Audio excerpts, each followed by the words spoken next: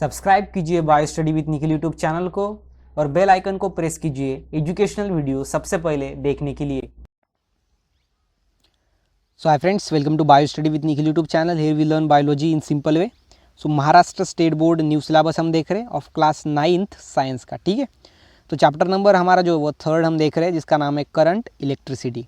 तो इसके 1 to लेकर 5 तक पार्ट्स ऑलरेडी हमने अपलोड कर दिए, अच्छे से पढ़ा है, लाइन टू लाइन पढ़ा है, विद बेस्ट नोट्स के साथ पढ़ा है, ठीक है। तो आप वो चैनल की प्लेलिस्ट में जाकर देख सकते हो। क्लास 9 साइंस ऐसी चैनल की प्लेलिस्ट का नेम मिलेगा जिसके अंदर क्लास 9 से रिलेटेड सभी वीडियोज़ आपको वहाँ पर मिल जाएंगे, ठीक है।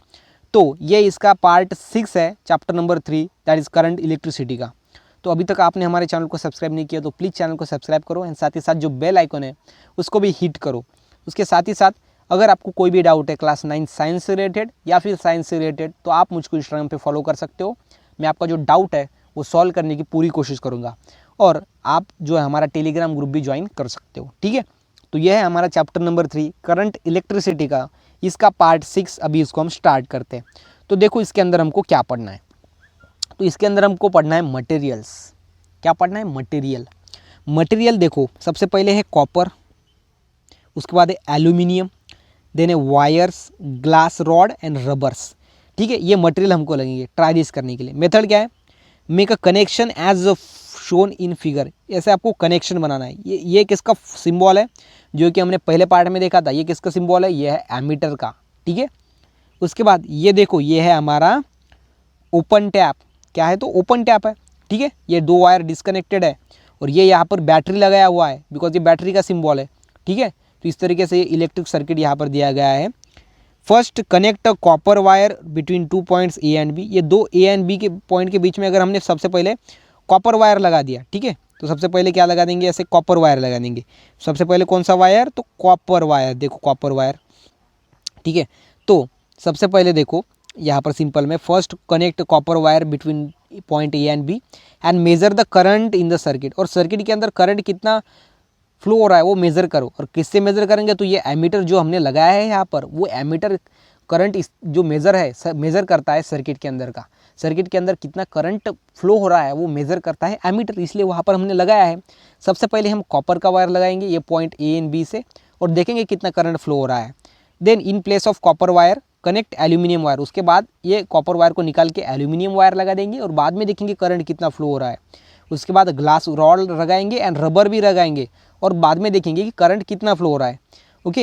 And one at a time major the current each time. सभी का करंट मेजर करेंगे and compare values of the current in different cases. और वैल्यूज़ को कंपेयर करेंगे तो सबसे जो ज़्यादा होगी उसकी वैल्यू देखेंगे कि सबसे ज़्यादा किसने करंट जो है सर्किट के अंदर करंट कब ज़्यादा ट्रांसफ़र हुआ, सबसे ज़्यादा, सबसे कम कब हुआ।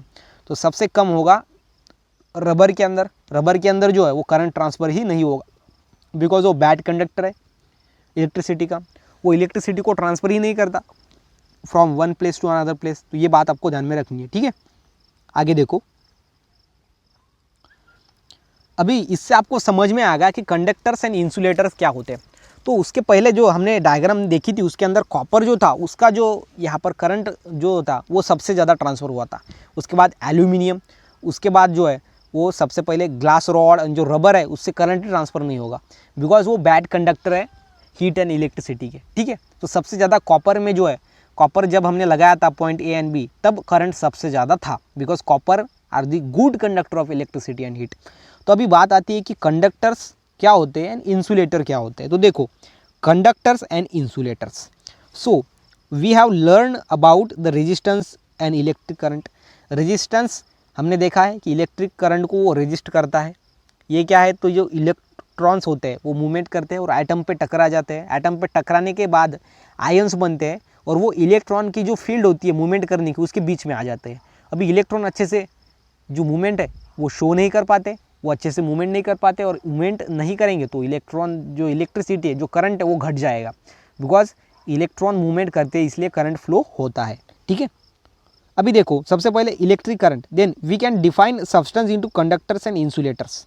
कंडक्टर्स एंड इंसुलेटर ये दोनों कैटेगरी के अंदर हम किसी सब्सटेंस को डिफाइन कर सकते हैं, हम उसको डिवाइड कर सकते हैं। सबसे पहला है कंडक्टर्स जो कि हीट एंड इलेक्ट्रिसिटी को ट्रांसफ़र कर सकता है one place to another place. जैसे कि कोई मेटल ले लो, कॉपर ले लो, एल्यूमिनियम ले लो। कॉपर जो है वो सबसे ज़्यादा इलेक्ट्रिसिटी को ट्रांसफ़र करता है। इसलिए वायर्स जो होते हैं, वायर्स के अंदर हम कॉपर यूज़ करते हैं, बिकॉज कॉपर के अंदर हाई इलेक्ट्रिसिटी ट्रांसफ़र करने की कैपेसिटी होता है, बिकॉज वो गुड कंडक्टर है इलेक्ट्रिसिटी एंड हीट का, जिसको हम कंडक्टर्स बोलते हैं। और इंसुलेटर ऐसा है जो कंडक्शन नहीं कर पाते इलेक्ट्रिसिटी एंड हीट का, जैसे कि रबर हो गया, ग्लास रॉड हो गई, वो इंसुलेटर है, मतलब कि बैड कंडक्टर्स।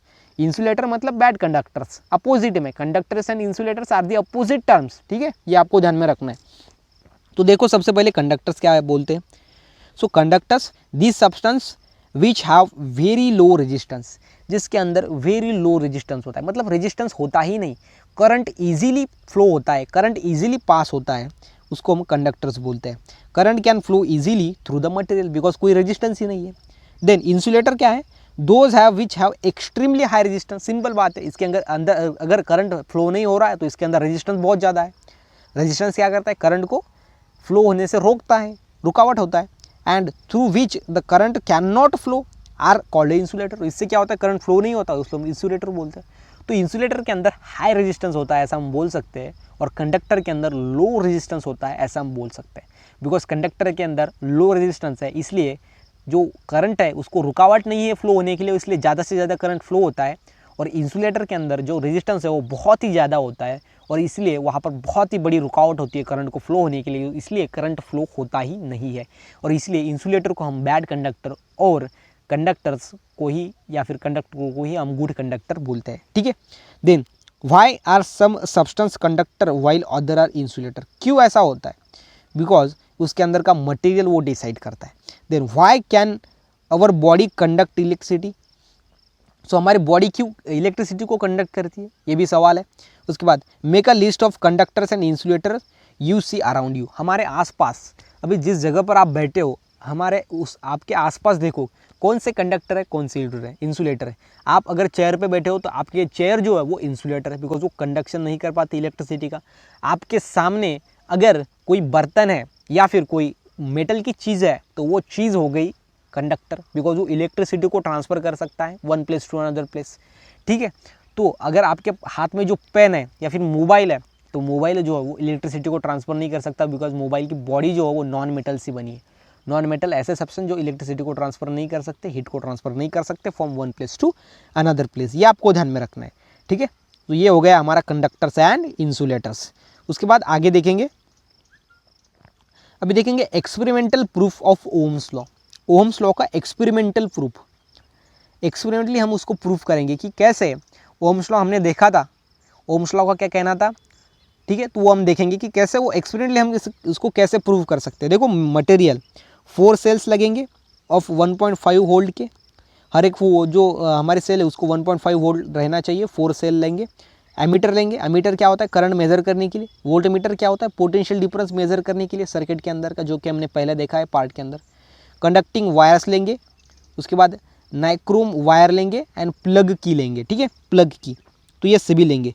तो प्रोसीजर आपको क्या करना है, set up a circuit as shown in figure, ऐसा सर्किट आपको शो का मतलब सेटअप करना है। Use a nichrome wire X Y as the resistance, और जो नाइक्रोम की वायर है, ठीक है, नाइक्रोम की वायर, इसको आपको एक resistance as a resistance use करना है। और रेजिस्टेंस क्या करता है, करंट को, सर्किट के अंदर करंट को घटाता है, ठीक है।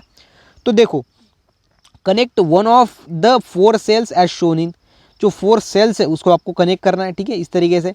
अभी कनेक्ट कर दिया, बाद में देखो क्या करना है, 4 then take reading of ammeter, ammeter की रीडिंग आपको चेक करनी है। ये जो हमारा यहाँ पर एमीटर है, यहाँ पर जो सेल्स हमने लगा दिए, ठीक है, इस तरीके से। उसके बाद जो एमीटर है उसकी आपको रीडिंग चेक करना है, ठीक है, एमीटर की रीडिंग चेक करेंगे। एंड वोल्ट मीटर के अंदर पोटेंशियल डिफरेंस चेक करेंगे। And enter them in a table below, और टेबल बनाएंगे, उसके अंदर हम उसको डाल देंगे। And now at the rest of the cell 1 by 1 as shown in figure. So बाद में जो है वो सेल 1 by 1 उसको लगा देंगे, A B C D, ठीक है, एक सेल लगा के बाद दूसरी सेल ऐसे। Then enter the reading in the table for each case, और सभी केस के अंदर कितना एमीटर मतलब कितना करंट वहाँ पर सर्किट में है, कितना पोटेंशियल डिफरेंस है, वो आपको लेना है, सभी सेल्स ऐड करके, एक एक सेल ऐड करके, ठीक है।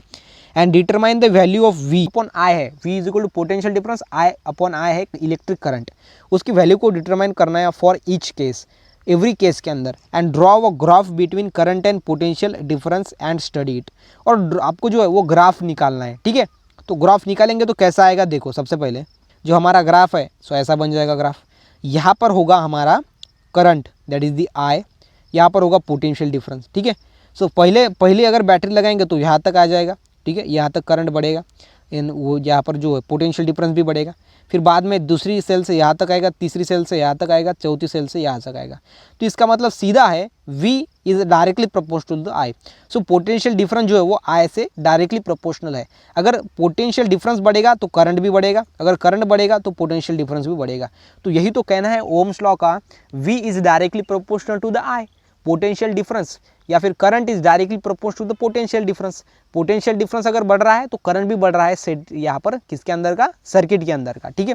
तो पहले एक हमने क्या किया, सेल लगाई तो यहाँ तक आ गया, सेकंड सेल लगाई तो यहाँ तक आ गया, थर्ड यहाँ तक। मतलब कि जैसे जैसे सेल्स हमने ऐड कर दिए गए हमारा पोटेंशियल डिफरेंस भी बढ़ा और करंट भी बढ़ा। उसी तरीके से मतलब कि ये दोनों चीज़ों आपस में क्या है तो डायरेक्टली प्रोपोर्शनल है। मतलब करंट अगर बढ़ रहा है तो हमारा जो पोटेंशियल डिफरेंस है वो भी बढ़ रहा है, अगर पोटेंशियल डिफरेंस बढ़ रहा है तो करंट बढ़ रहा है। तो हमारा ग्राफ कुछ ऐसे तरीके से आएगा, ये दोनों तरफ हम पोटेंशियल डिफरेंस एंड करंट लेंगे और इसका ग्राफ जो है वो स्ट्रेट बढ़ता ही जाएगा। मतलब कि ये डायरेक्टली प्रोपोर्शनल है एक दूसरे से, ठीक है। तो यहाँ पर हमारा जो पार्ट 6 है वो खत्म होता है। सो अगर गाइज आपको वीडियो अच्छा लगा हो तो वीडियो को लाइक करो, चैनल को सब्सक्राइब करो एंड साथ ही साथ इस वीडियो को अपने फ्रेंड के साथ शेयर करो। तो मिलते हैं गाइज नेक्स्ट वीडियो में, तब तक के लिए stay happy, stay motivate. Thank you so much.